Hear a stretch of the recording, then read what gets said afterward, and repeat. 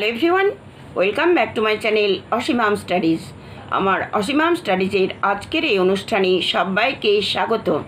আমার আজকের অনুষ্ঠানের আলোচনার বিষয় নবম শ্রেণীর সিবিএসই বোর্ড এবং ওয়েস্ট বেঙ্গল বোর্ড সিলেবাসভুক্ত গল্প লিও তলস্তয় রচিত ইলিয়াস।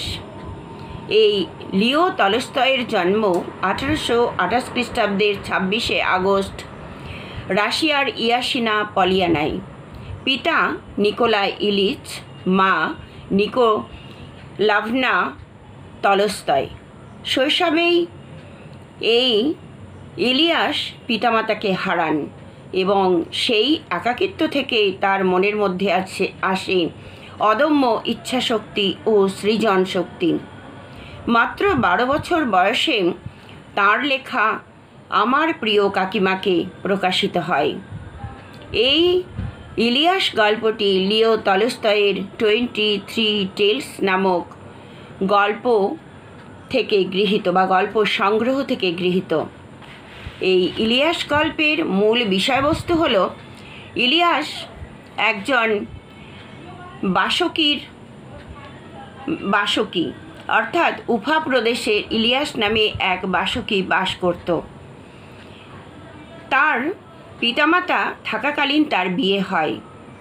বিয়ের 1 বছর পরে পিতা মারা যান।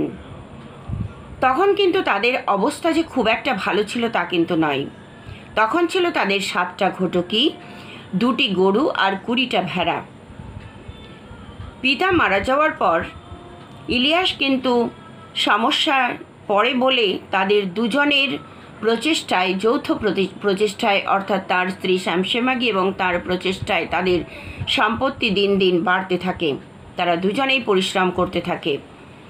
তাদের 35 বছরের চেষ্টায় তাদের সংসারে নেমে আসে সুন্দর একটা আনন্দের ছায়া। 2 ছেলে 1 মেয়ে। বড় ছেলেটি মারামারির কবলে পড়ে মারা যায়। মেজ ছেলে বিয়ে করে এক ঝগড়াটে মহিলাকে। তাই এই ঝগড়াটে মহিলাকে বিয়ে করার জন্য তাকে বাড়ি থেকে বিতাড়িত করা হয়, কিন্তু শুধু হাতে তাকে বিতাড়িত হতে হয়নি। পিতা ইলিয়াস তাকে দিয়েছিলেন একটি বাড়ি, কয়েকটি ঘোড়া ও ভেড়া, জানিয়ে সে সংসার চালাতে পারে। শেষ পর্যন্ত তারা বিদেশে চলে যায়। মেয়েটিও দুর্ভিক্ষের কবলে পড়ে মারা যায়। ইলিয়াস কিন্তু তাদের স্ত্রী শ্যামসেমাগী এবং তার যৌথ প্রচেষ্টায় তাদের সংসারের মধ্যে দিন দিন বারবারন্ত শুরু হয়। এই বারবারন্তের মধ্যে তার 150 গরু মোষ, 200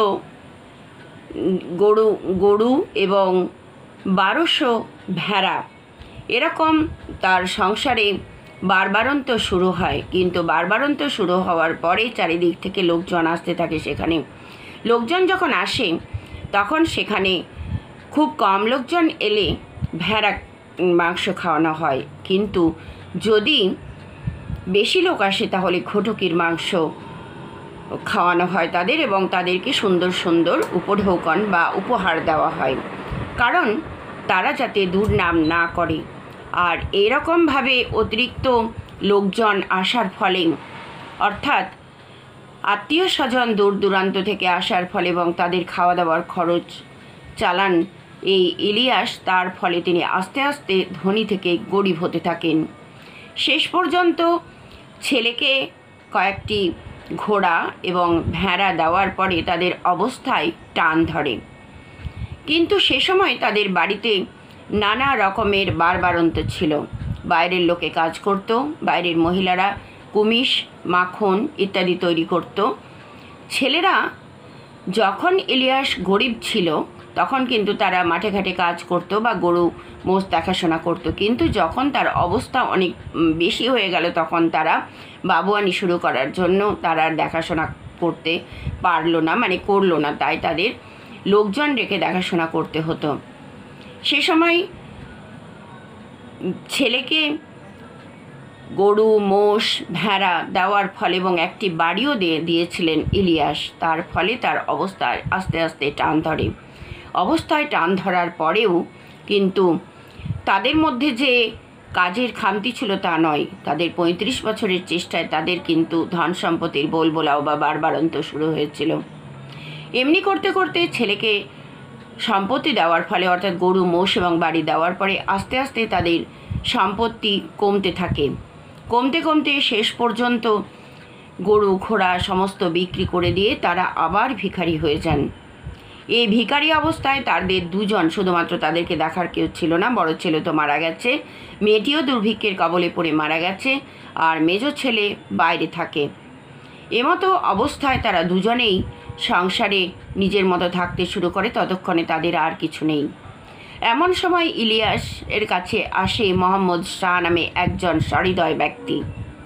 সেখানেই বাস করতেন। তিনি যে খুব একটা ধনী ছিলেন তা নয়, তবে তিনি ছিলেন সহৃদয়, অর্থাৎ মানুষের প্রতি মমত্ববোধ ছিল তার।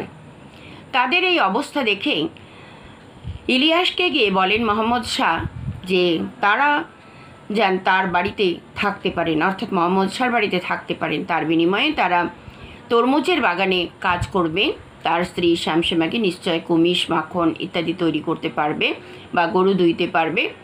এরকমভাবে তারা থাকবে তার বাড়িতে এবং তাদের খাওয়া পড়ার সমস্ত দায়িত্ব কিন্তু মোহাম্মদ শাহর।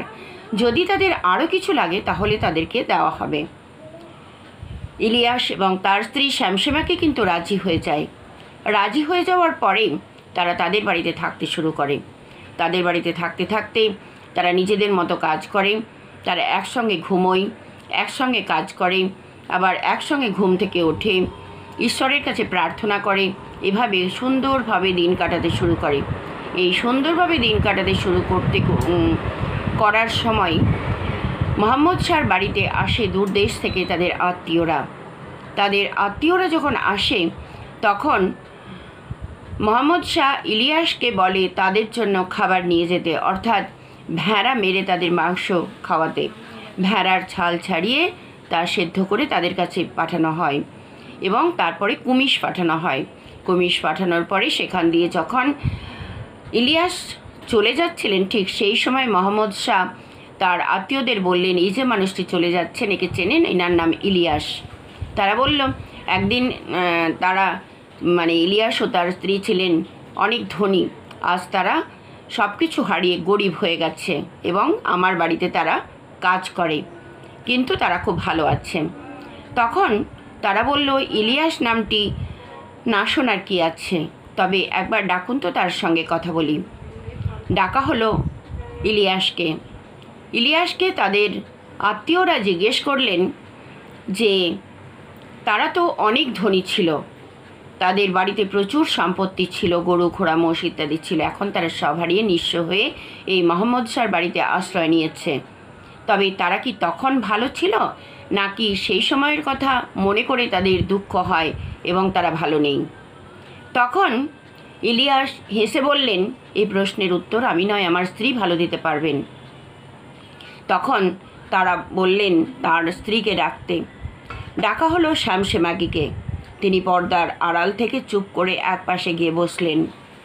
তাকে যখন প্রশ্ন জিজ্ঞেস করা হলো তখন শামসেমাগি বললেন, সত্যি কথা বলতে কি, আমরা অনেকটা বছর কাটিয়েছি একসঙ্গে, অনেক ধনী ছিলাম সত্য কথায়, কিন্তু প্রকৃত সুখ ছিল না। তারা জিজ্ঞেস করলে তিনি বলেন, যখন আমাদের প্রচুর সম্পত্তি ছিল তখন সম্পত্তি নিয়ে আমাদের চিন্তার শেষ ছিল না। অর্থাৎ রাত্রিবেলায় সবার শেষে ঘুমোতে যেতাম এবং সকালবেলায় সবার প্রথমে উঠতাম। রাত্রে ঘুমাতে যাওয়ার পরেও মনে হতো ঠিকমতো গরু, ভেড়া, মোষদেরকে খেতে দেওয়া হয়েছে কিনা, বা ওই মোষগুলো বা ওই ভেড়াগুলো তাদের বাচ্চাকে মেরে ফেললো কিনা, কোন দরজাটা আটকানো হয়েছে কিনা, কাজের লোকগুলো ঠিক মতো কাজ করছে কিনা, এইসব চিন্তা নিয়ে তাদের ঘুমোতে যেতে হতো সবার শেষে এবং উঠতে হতো সবার প্রথমে। তখন তাদের মনের মধ্যে শান্তি ছিল না, কে ঠিক মতো কাজ করছে, কে করছে না, এসব দেখতেই তারা ব্যস্ত ছিলেন। কিন্তু প্রকৃতপক্ষে যে সত্যিকারের যে সুখ তিনি পেয়েছেন এই বৃদ্ধ বয়সে এসে, তখন তারা হেসে উঠলেন। কারণ সাধারণ মানুষ মনে করে অর্থ সম্পদই হয়তো সুখের আসল কারণ, কিন্তু এখানে ইলিয়াস গল্পটির মাধ্যমে লিও টলস্টয় দেখিয়েছেন সুখ কিন্তু আত্মতৃপ্তিতে নয়, আত্মব্যাপ্তিতে।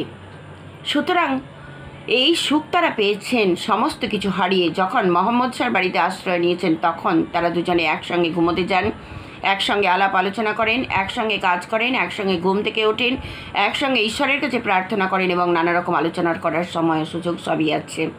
সুতরাং প্রকৃত সুখ তারা পেয়েছেন এই মোহাম্মদ শাহর বাড়িতে এসে। এ কথা বললেন শামসে মাগি। তারা সবাই মনে মনে হাসলেও কিন্তু একজন মোল্লা সাহেব সেখানে বললেন, হ্যাঁ তিনি ঠিকই বলেছেন, হাসার কিছু নেই, তিনি ঠিকই বলেছেন। কারণ প্রকৃত সুখ কিন্তু আত্মতৃপ্তিতে নয়, আত্মব্যাপ্তিতে। তাই তারা যে কথাটি বললেন এটা কিন্তু তাদের শ্রেষ্ঠ গ্রন্থে লেখা আছে যে সত্যি সত্যি সব কিছু হারিয়ে তারা এখন সুখে আছে। শামসে মাগি বা ইলিয়াস কিন্তু মিথ্যে কথা বলেনি, তারা প্রকৃতই সত্য কথা বলেছে। প্রকৃতপক্ষে আমরা দেখি যে যারা গরিব তাদের কিন্তু খুব একটা চিন্তা থাকে না, দিন আনা দিন খাওয়া মানুষ হলেও তাদের চিন্তা থাকে না, কিন্তু যাদের সম্পত্তি যত বেশি তাদের চিন্তা তত বেশি। সুতরাং এখানে শামসে মাগি বা ইলিয়াস যে কথাটা বলেছেন সেটা কিন্তু প্রকৃতপক্ষেই বাস্তব, সত্য এবং তাদের পবিত্র গ্রন্থেও সেটা লেখা আছে। আলোচ্য অংশের বিষয়বস্তু কিন্তু এটাই। প্রকৃতপক্ষে এখানে যে শিক্ষা দেওয়া হয়েছে যে প্রকৃত সুখ কিন্তু শুধু অর্থ সম্পদ টাকা কড়ির মধ্যে নয়, প্রকৃত সুখ কিন্তু নিজেকে ছড়িয়ে দেওয়ার মধ্যে, আত্মব্যাপ্তিতে, অন্যের মধ্যে প্রকাশের মাধ্যমে। এই গল্পের মূল বিষয়বস্তু কিন্তু এটাই।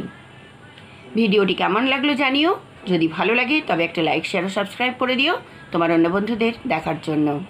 পরে আবার কোনো আলোচনা নিয়ে আসছি, ততক্ষণ পর্যন্ত ভালো থেকো সবাই, ধন্যবাদ রইল।